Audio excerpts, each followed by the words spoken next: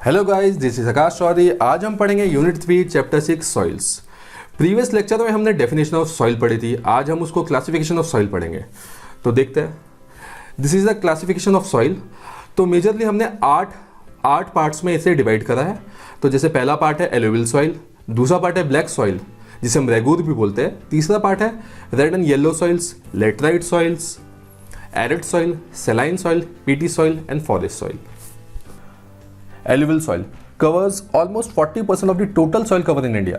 सबसे ज़्यादा पाई जाने वाली सॉइल इंडिया में एलुवियल सॉइल है। ये बहुत ही फर्टाइल सॉइल होती है। ये गंगा दुआब रीजन में, मैंने प्रीवियस लेक्चर में आपको बताया भी था दुआब रीजन क्या होता है। दो मेजर रिवर के बीच का जो लैंड पोर्शन होता है जो बहुत ही फर्टाइल होता है उसे हम दोआब रीजन बोलते हैं। तो ये दोआब रीजन में पाई जाती है। तो जितनी भी फार्मिंग होती है इंडिया में, मोस्टली फार्मिंग इसी के बेसिस में होती है, एलुवियल सॉइल के बेसिस में। जैसे कि इसमें wheat, rice, maize, sugar cane, pulses, oil seed, ये सब कुछ हम कल्टीवेट कर सकते हैं। एलुवियल सॉइल दो पार्ट में डिवाइड है। जो न्यू एल्यूविलियम होती है उसे हम खादर बोलते हैं, जो ओल्ड एल्यूविलियम होती है उसे हम भांगर बोलते हैं। हमारा नेक्स्ट टॉपिक है ब्लैक सॉइल। ब्लैक सॉइल को रेगुलर सॉइल भी बोलते हैं। ये मोस्टली डेक्कन प्लेट्यू में मिलती है, जैसे पार्ट्स ऑफ महाराष्ट्र, मध्य प्रदेश, गुजरात, आंध्र प्रदेश। इसको रेगुलर सॉइल बोला जाता है और ये कॉटन कल्टीवेशन के लिए बहुत फेमस है। कॉटन हमारा एक कैश क्रॉप है, इसलिए इसे ब्लैक कॉटन सॉइल भी कहा जाता है। और ये मोस्टली क्लेई होती है, डीप होती है और इम्परमिएबल होती है, मतलब इसमें कुछ ट्रांसफर नहीं हो सकता कुछ। जब ये वेट होती है तो ये स्टिकी बन जाती है और जब ये ड्राइड होती है तो श्रिंक हो जाती है। Chemically the black soil are rich in lime, iron and magnesium, alumina. They also contain potash but they lack in phosphorus, nitrogen, organic matter. इसमें ऑर्गेनिक मैटर बहुत ही कम होता है, नाइट्रोजन और फॉस्फेरस भी बहुत कम होता है, लेकिन इसमें पोटैश बहुत ज़्यादा होता है, मैग्नीशिया, एल्यूमिना, लाइम बहुत ही ज़्यादा होता है। Red soil and yellow soil. Red soil develops on crystalline igneous rock in the area of low rainfall in eastern and southern part of Deccan Plateau. जैसे कि छत्तीसगढ़, वेस्टर्न घाट्स, यहाँ पे ये पाई जाती है। इसका रेड कलर फेरिक ऑक्साइड से मिलता है। इग्निशियस रॉक वो रॉक होते हैं जो cooling and solidification of magma से होते हैं। They are generally poor in nitrogen and phosphorus and humus. इसमें ह्यूमस, फॉस्फोरस, नाइट्रोजन बहुत ही कम मात्रा में पाया जाता है। ये येलो तब दिखती है जब ये हाइड्रेटेड फॉर्म में हो जाती है। जब इससे पूरा मतलब इससे पानी जब सूख जाता है तो ये येलो कलर आ जाता है इसमें। Laterite soil. Laterite soil has been derived from the Latin word later, which means brick. The laterite soil develops in the area with high temperature and high rainfall. जहाँ पे high temperature, high rainfall होती है वहाँ पे laterite soil पाई जाती है। जैसे कि वेस्टर्न घाट्स हो गए, हमारे ईस्टर्न घाट्स हो गए, मालवा प्लेट्यू हो गए, तमिलनाडु, ऐसी ऐसी जगहों पे laterite soil पाई जाती है। These are the result of intense leaching due to tropical rains, which with the rains, lime and silica are leached away and soils rich in iron oxide and aluminium compound are left behind. बहुत बारिश के कारण जितने भी इसके nutrients होते हैं वो लीच अवे हो जाते हैं, वो चले जाते हैं। तो हम पे खाली क्या बचता है? एल्यूमिनियम और आयरन ऑक्साइड लेफ्ट बिहाइंड, हम पे खाली वही बचता है। Humus content of the soil is removed fast by bacteria that thrives well in high temperature. These soil in poor in organic matter, nitrogen, phosphate and calcium, while iron oxide and potash are in excess. Humus content of the soil is removed fast by the bacteria that thrives well in high temperature. इसमें bacteria क्या करता है? Humus खत्म कर देता है। तो तभी ये क्या होती है? ऑर्गेनिक मैटर इसमें कम होता है, नाइट्रोजन भी कम होता है, फॉस्फेट भी कम होता है, कैल्शियम भी कम होता है। बस क्या बच जाता है हम पे? Iron oxide and potash. Arid soil.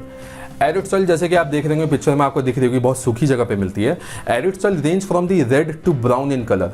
They are generally sandy in structure and saline in nature. ये ऐसी जगहों में पाई जाती है जहाँ पे बहुत ही हाई टेम्परेचर होता है, जैसे कि Rajasthan, Gujarat, gulf of Kutch. In some areas the salt content is so high that common salt is obtained by the evaporating the saline water. बहुत सारे एरियाज में ऐसा क्या होता है, जब इवेपोरेशन ज़्यादा हो जाती है तो वहाँ से हम सॉल्ट हम ज़्यादा ले लेते हैं। Due to the dry climate and high temperature इसका इवेपोरेशन का जो रेट है वो बहुत बढ़ जाता है और मॉइस्चर इसमें बहुत कम होता है और ह्यूमस भी बहुत कम होता है। Nitrogen is insufficient and phosphate content is normal. Nitrogen इसमें कम होती है और फॉस्फेट कंटेंट जो होता है इसमें नॉर्मल होता है। Saline soils, they are also known as usara soils. हमने प्रीवियस लेक्चर में पढ़ा था उसारा और उर्वारा, दो टाइप की सॉइल्स थी। उर्वारा फर्टाइल सॉइल होती थी और उसारा इनफर्टाइल सॉइल होती थी। तो इसलिए स्लाइन सॉइल भी इनफर्टाइल सॉइल है। Slime soil contains a larger portion of sodium, potassium and magnesium and thus they are infertile. जैसे कि हमने पढ़ा इसमें salt content बहुत है तो ये infertile होती है and do not support any vegetative growth. तो इसमें कोई भी vegetation नहीं होती। They have more salts largely because of dry climate and poor drainage. They occur in arid and semi arid region and in water log and swampy region. ये arid और semi arid region में मिलती है, और water log जहाँ पे पानी जमा होता है, स्वैम्पी रीजन, वहाँ पे भी मिलती है। तभी ये कहाँ मिलती है, एक तो run of Kutch, Sundarban delta वो वाटर लॉग रीजन है वेस्ट बंगाल का, और रन ऑफ कच्छ जो सूखा रीजन है यहाँ पे ये मिलती है। Peaty soil, they are found in the areas of heavy rainfall and high humidity where there is good growth of vegetation। ये ऐसी जगह में होती है जहाँ पे बहुत हैवी रेनफॉल होती है, ह्यूमिडिटी भी हाई होती है। तो ऐसी जगह कौन सी जगह है, जैसे कि उत्तराखंड हो गया, बिहार हो गया, बंगाल हो गया, तमिलनाडु हो गया।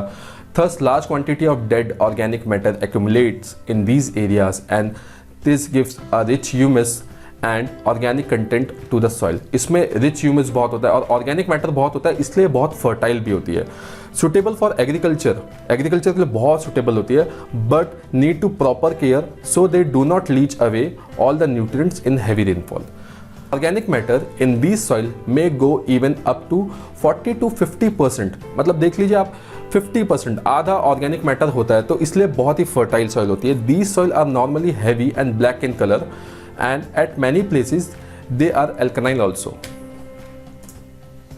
लास्ट हमारी है फॉरेस्ट सॉइल, ठीक है। Forest soil, as the name suggest, forest soil are formed in the forest areas where sufficient rainfall is available. जहाँ पे सफिशिएंट रेनफॉल होती है और फॉरेस्ट ज़्यादा है, जैसे कि हिमालयन रीजन हो गया, हमारे लोअर वैलीज होगी, इन जगहों पे फॉरेस्ट सॉइल मिलती है। The soils varies in structure and texture depending on the mountain environment where they form. Mountain environment जो उसके आसपास के एनवायरमेंट होते हैं वैसे ही वेरीज भी करती है, अलग अलग थोड़ा सा इसमें डिफरेंस आ जाता है। They are loamy and silty on the valley side, loamy और सिल्टी ये वैली साइड में होते हैं, and coarse grained in the upper slope, upper slope में कोर्स और ग्रेन्ड होती है। In the snow bound areas of Himalayas they experience denudation and are acidic with low humus content.